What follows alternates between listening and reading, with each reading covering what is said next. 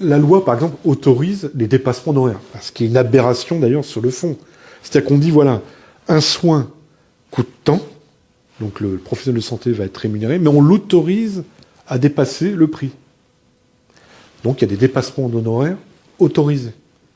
Mais il y a des dépassements d'honoraires non autorisés. Voilà. Il y a même des dépassements d'honoraires sous la table. C'est-à-dire?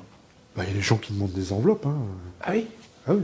Ou alors il y a aussi des artifices qui sont faits. Par exemple, tu as le praticien qui est dans l'hôpital public et qui dit au patient, bon, votre genou, on va le passer en accéléré si vous passez avec moi en privé, avec un dépassement d'honoraires plus important.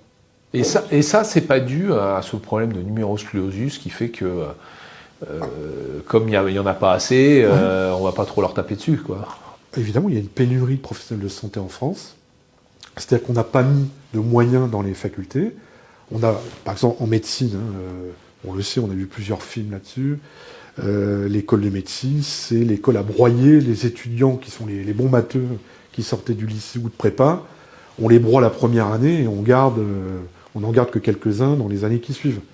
Et en fait, on se passe de gamins qui seraient devenus des super médecins. Et du coup, maintenant, dans les hôpitaux, on fait venir des professionnels de santé de l'étranger qui sont exploités, moins payés que les médecins français. C'est les gens qui viennent de Syrie, d'Algérie, enfin de pays du monde entier. Et dans les centres de santé dentaires mutualistes ou libéraux, on fait venir des dentistes de Roumanie, d'Espagne ou de toute l'Europe, quoi. Bon, voilà le système dans lequel on est, parce qu'on n'a pas formé assez de professionnels de santé, et effectivement, la pénurie favorise ces abus.